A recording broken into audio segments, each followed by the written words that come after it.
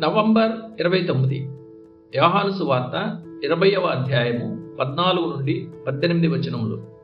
మరియ సహనం, ప్రేమ, ధైర్యం పూర్తిగా నిరూపించబడిన తరువాత ప్రభువు తుదకు ఈ నమ్మకస్తురాలైన శిష్యురాలికి తన్ను తాను ఎలా బయలుపరుచుకున్నాడో మనకు చెప్పబడింది. రక్షకుని పునరుద్ధానం గురించిన గొప్ప సత్యాన్ని ఆమె కొంచెమే అర్థం చేసుకుంది.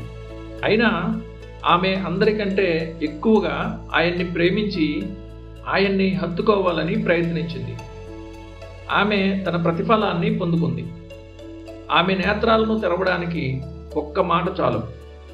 అప్పుడు ఆమె మనస్సుపై సత్యం మొత్తం ప్రకాశించడం వలన రక్షకుడు మృతుడు కాదు గాని సమాధిని గెలిచిన విజయుడనే గొప్ప సత్యం బయలుపరచబడింది. మన ప్రభువు తన సాధారణ స్వరంతో మాట్లాడుతూ ఆమెను పేరుతో పిలిచాడు. గతంలో కూడా ఆయన ఆమెను పేరుతో పిలిచాడు. ఆ ఒక్క మాట స్ప్రింగ్ను తాకినట్లుగా ఆమె నేత్రాలను ఒక్క క్షణంలో తెరిచింది. ఆశ్చర్యంతో నిండిన ఈ స్త్రీకి లోకం ఒక్కసారిగా తలక్రిందులైనట్లు అనిపించిందనడంలో మనం సందేహించనక్కర్లేదు. అలాంటి అద్భుతమైన భావపు అనుభూతిలో అధికంగా ప్రేమించే వ్యక్తి స్వరాన్ని వినడం వలన ఆమె మనస్సు ఒకే ఒక్క మాటతో స్పందించింది.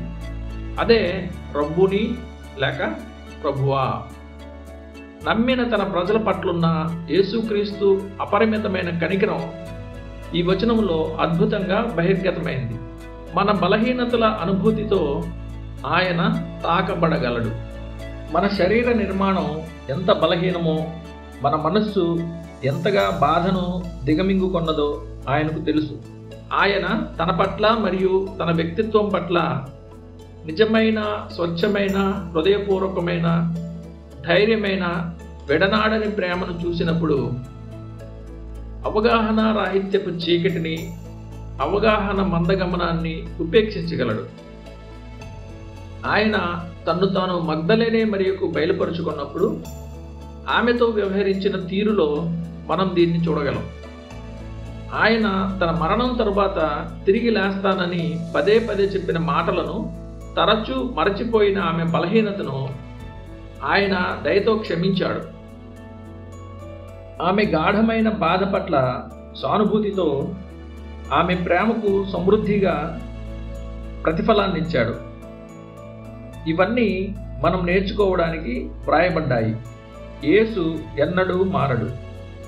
ధ్యానం కోసం బలహీనుల పట్ల, పొరబడే తన ప్రజల పట్ల తండ్రి, కుమారుడు ఎప్పుడూ దయతో నిండి ఉంటారు.